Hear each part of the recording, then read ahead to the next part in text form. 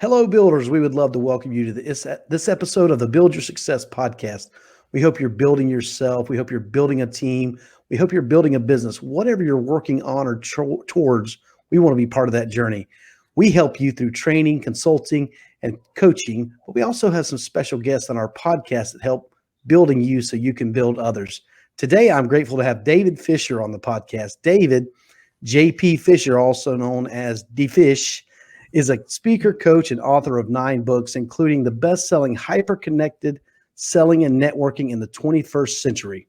He's a Sales Hall of Fame inductee and a LinkedIn influencer, building on 20 years of experience as an entrepreneur and sales professional. He combines nuanced strategy and real-world tactics to help professionals. I'm always looking for real-world tactics, so welcome to the podcast today, D-Fish. Thank you. Thank you. How are you today? We are doing wonderful, man. This is exciting. For me as well. I'm looking forward to this conversation. That'll be great. Well, we're going to get started with our question we ask here on this podcast. What does leadership and being a leader mean to David Fisher? What is leadership, right? It's kind of the $1 million question. For me, leadership has always been about modeling, not necessarily behavior, but almost modeling values, right? Because I think a lot of times when we think about leadership, we think about, I think wrongly, somebody who's separate from us, right? Some, the CEO or the sales leader who's out in the ether and kind of divorced from us. I think the best leaders are the ones who are actually showing the people that they're leading how to create a vision, how to actually actualize that vision, how to work towards it. And I say values because it's not just about the behaviors, but it's really about the underlying intentions that drive those behaviors. And I think that a good leader is always that they have that I guess you almost say that authenticity and that transparency to their intentions. And I think that comes through. Yeah, that's great. We hear a lot about the authenticity. And when we ask this question, you said something I haven't heard yet, modeling values. I think that's really good there that, a leader is going to be an example. They need to set an example, be an example for others, and then also help them. One of the things you said in your application was holding people to their best and highest potential. Mm-hmm. I love that. That's kind of the theme of this show is build yourself and build others. We have so much within us that we are capable of doing. And if we can encourage and inspire others to do that, and as you allude to, the leader actually holds them to their highest potential. So I love that. That's great. All right, we're going to dive into the rest of your application here. One of the things you said was help the people help the people you lead identify and overcome their own obstacles to success. I think this is another great trait of a leader where you see what they're up against and that wall that's in front of them and help them either to climb it or knock it down. Right. I think that this has often come up when I talk to people about, coaching and helping individuals. I think there's this mistaken idea that most of us don't know what's getting in our way.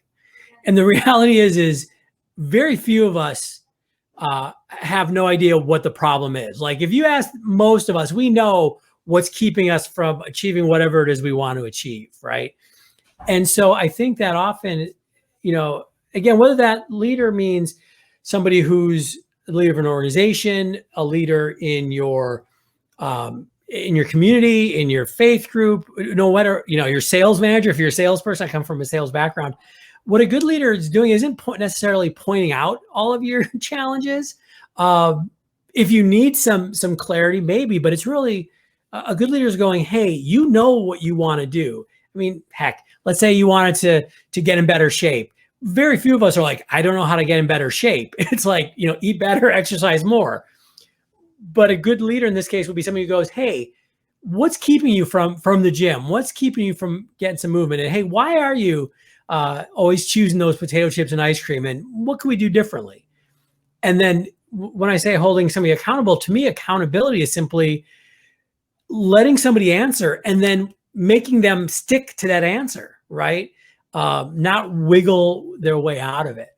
And so I think that's a really important key to leadership. And I mean, just even if you don't want to call it leadership, just again, coaching or helping somebody else be successful. We don't have to give them the answers. We just have to let them, pay attention to their own answers. Love that. And I think paying attention to your own answers and knowing those objectives, okay, this is what I would like to do. And then a true leader is going to say, okay, well, this is how you do it. And you already, like you alluded to, you already know this, but I'm going to help you. I'm going to help Right. remind you and hold you accountable for that. That's wonderful. So you live in a digital world, and you talk about how the digital world needs to be integrated into our offline conversations and relationships. I want to hear more about this. Unpack this for myself and the listeners. Yeah. So I actually, throughout my career, have done a lot working with people and organizations on the digital space. So whether that's Zoom video calls, or I do a lot, for example, on LinkedIn, helping people use those tools. What I think happened, we went through this period, all of us, where the digital was one of the only ways we could communicate, right? Going through social distancing or the pandemic, and however each of us experienced that, like we couldn't have this offline engagement in the same way that we always had. And so I think we had to figure out quickly how to use digital tools. Even the fact that we're having this call is kind of amazing, right? We're a continent away from each other, and just, with a few clicks of a button, able to have a great conversation and record it and then share it with others. I think, though, one of the big things that we've been wrestling with for the 20 plus years that we've really had digital communication is that we think it's separate, right? We think, okay, I have this call with Brian here, but that's different than my offline life, all right? Or like I engage with somebody on LinkedIn, but that's different than if I go to my Chamber of Commerce meeting. And I'm finding that the people that are the most successful are really the ones who go, hey, these are just all tools I have to build relationships. And if I can bring them in with, concurrently, the better. I use a great example. I recently had my first travel gig where I went to speak to a group, since the pandemic started. And the reason I was at that engagement, the reason I got hired was because the executive director of this association, she was married to a guy that I had met on LinkedIn 6 years ago, had been on his podcast. He'd been on mine. We'd become, I would say, friends. We had never met in the real world until I went to this engagement because he was there, with his wife. That was the first time we ever met.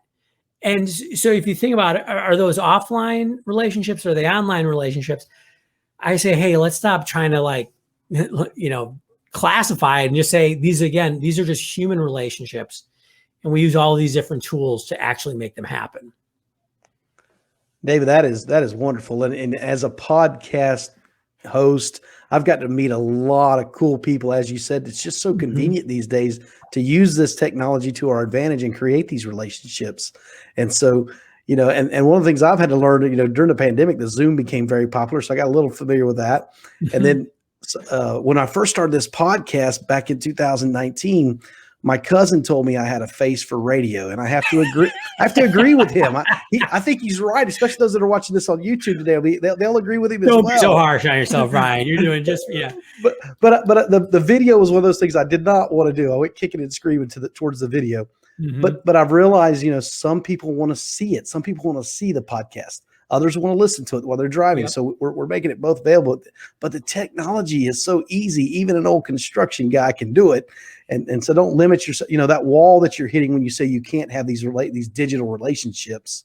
Yeah. Overcome that. It's a whole lot easier than you think it is. I think that's exactly right. And I think the more that we can then ping back and forth between the two, if we meet somebody in our local area, I mean, I do a lot of networking here. I'm in the Chicagoland area in person, and then, continue those conversations online. And then when we go back offline, there's people that I haven't seen, for months, and then I run into again, and it's not starting from scratch. It's like, hey, I saw that thing that you did with that other client of yours, or, hey, I saw you got a promotion. Congratulations. I mean, I think that's what's really exciting about being able to integrate all of these tools into our relationship building. That's great. I think that's great advice for the listeners. Hopefully they're taking notes with that one on how to integrate this new world that we live. A lot of businesses are talking about going to a hybrid where you work part of your time at home and where you work part of the time in the office. And so you're going to have to integrate these technologies to do what you do. So I think that's 100%. awesome. Here, another thing you said is the power of empathy in leadership and customer interaction. So I know a lot of people talk about empathetic leadership, but in customer interactions, I think that's another thing that maybe people need to understand. Maybe you got a small business, you need to be empathetic to your customers. So tell us a little bit about that. Yeah, well, we can even piggyback on what we were just talking about as far as the online and the offline. We use this word relationship building. Like, well, what are relationships? They're empathetic connections with another person. And I think that whether it's in person or on a Zoom call or on a social media site, what human beings really want is somebody to kind of get them, to understand them. And that's actually, if you look at what empathy really means, it doesn't mean that you're feeling for somebody. That's sympathy. Empathy just is basically being able to say, I get it. I get where you're coming from. If I was in your shoes, I would understand your perspective. And really, if you think about, yes, definitely leaders working with the people that are following them. But if we think about the people we interact with on a daily basis, whether it's a customer, a prospective customer, a partner, a potential hire, a potential employer, the better you get at being able to see where they're coming from, the more successful you're going to be, because then you start to know how to speak in terms of service to them, right? So instead of saying, again, I'm going to use a sales context here. Instead of saying, hey, you should buy this because I want you to, we've had this conversation and I understand the challenges you have from your perspective. Let me show you how what I can sell you can help you with those challenges that you just communicated to me. Right. That's just a much better way of working with people. I think, you don't have to like pressure somebody or anything. You're like, hey, I get where you're coming from. Let me help you. And that's where I think empathy in general gets utilized and underspoken about when we think about business, because we think it's just business. It's not personal. No, it should be personal. It should be human. Be human to human. That's a good thing. And I think the more we can do that, the more successful we'll be in whatever interactions we have. So I'm going to get off my empathy soapbox right now. Hey, it needs to be understood and better utilized. It's such a powerful tool to understand others. And something, David, I struggled with early on, especially in this leadership role, is I don't have to agree with you to understand and respect you. And especially that perspective thing you're looking at. Man, I had a relationship with a very dear family member that was going south, and I had to step back and say, let me think of the way they're looking at it, even though that's not the way I would look at it, but how are they looking at it? And once I did that, it was overwhelming to say, oh, wow, now I get why they're acting the way they're acting. And you might not like it. Exactly. You don't want to like it, but to understand it's going to help both of you. We're all the protagonists of our own story, right? So even if somebody's doing something that seems totally knuckle-brained, there's a reason they're doing it. And so just like you shared, like if I can understand why they're doing it, I might not like it. I might not agree with it, but we all of a sudden don't have that friction and that stress of just thinking you're a moron. You're like, oh, I get why you're doing that. So I'm going to like reserve some of my judgment now and just try to, I said, not agree with you, but at least get along with you and work with you. Helps a lot for our employees. Yeah. Recognize where they're at. They always talk about walking a mile in their shoes. You can do that. You can understand better where someone's at. So I just think that's great. So you got this here about the holding people to the best and highest potential. What are some ways and techniques that you have done that in the past? Yeah. So how many hours do we have? No. One of the things that I think is really important, and I started my business doing mostly one-on-one business coaching, and I've grown to like speak and to write, but I love just that one-on-one interaction. And there's a couple specific things that I think all of us can do whenever we're trying to hold something accountable. The first is actually just make sure there's clarity about what is expected, right? So even and the way I think you get that is not by telling somebody, it's by asking, right? So just using questions and going, if you want to accomplish X, Y, and Z, or if you want to accomplish this goal, what are you going to do to make that happen? Right. and then pausing, right? Silence is really important in these sort of accountability conversations, because we want to like fill it in, especially when we know more than maybe the person that we're talking to. So let's say there's an employee that you're working with and you want to help them get better and they want to get better. Like, it's so easy, to go in and fix it versus saying, what do you think would be the best path forward? Like, what should you do the next time you have a customer that is irritating you? And then let them talk it through. Like, if they need to stew in it a little bit, that's fine. But then once they have answered and you think you've got a good answer, then just restating it for somebody is so powerful. Hey, so just to make sure that I understand what you said and that we're all on the same page here. So the next time this happens, you're going to respond in this way. Is that right? Just that alone clears up so much. There's a great quote, and I forget who said it, but it's the biggest problem in communication is thinking that it happened. Yeah, that's right. And so what's really interesting is I found everybody who's a good, I said, whether it's a coach or we're talking about leadership, it's not about saying stuff. It's about listening.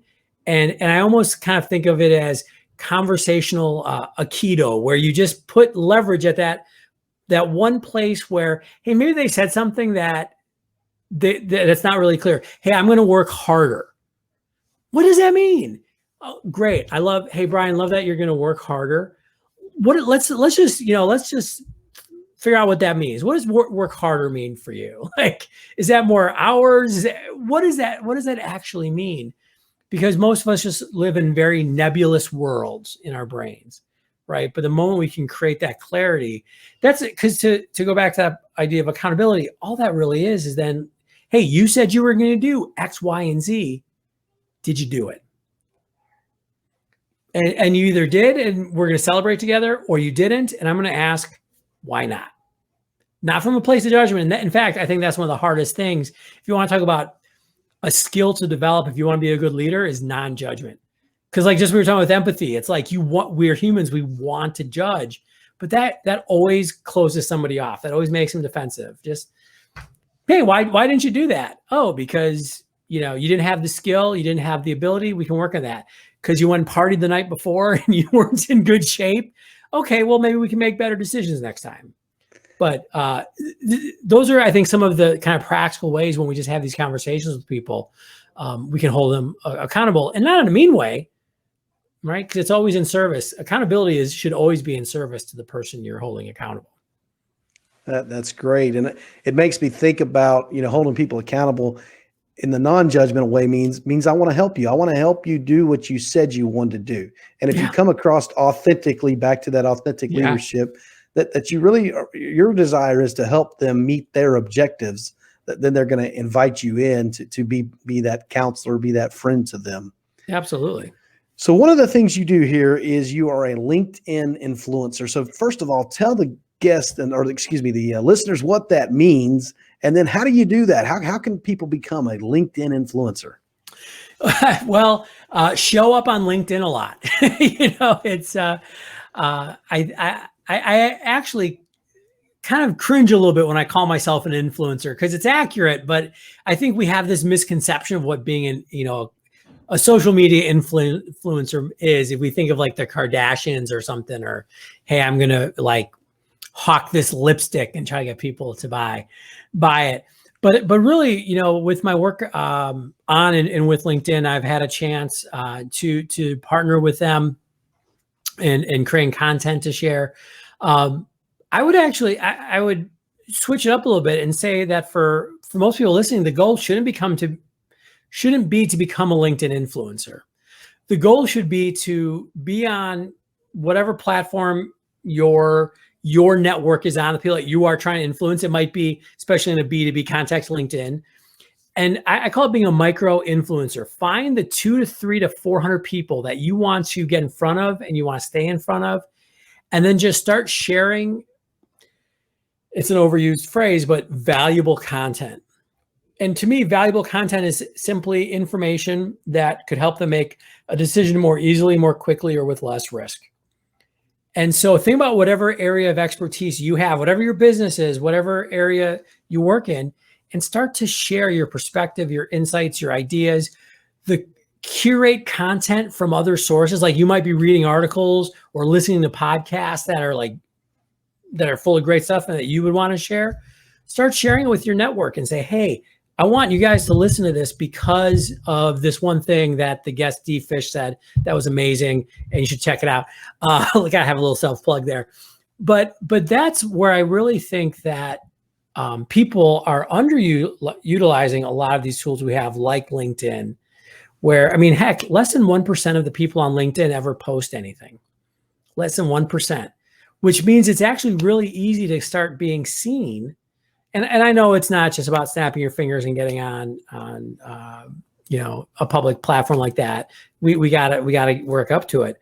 But what a great way to influence the people and lead the people that you want to lead, whether those are partners, prospects, clients, employees, or potential partners. So that's really where I think most people need to look at using these tools and becoming a quote unquote influencer.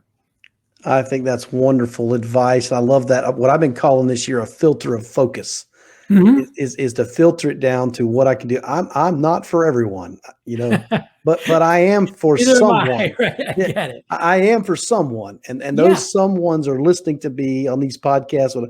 I've got months of content preloaded, so that makes it easier for me. I'm not waiting to create. So, oh man, let me go do that real fast. I've got months prepared that I do post at least weekly, sometimes 3-4 times a week.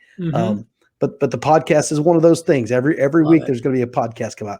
There's going to be a few memes come out, and those type of things have just set it up for me to make it easier so that I'm prepared. But it's things that resonate with me that I share, and so of course that's going to be people that I'll resonate with. I love that.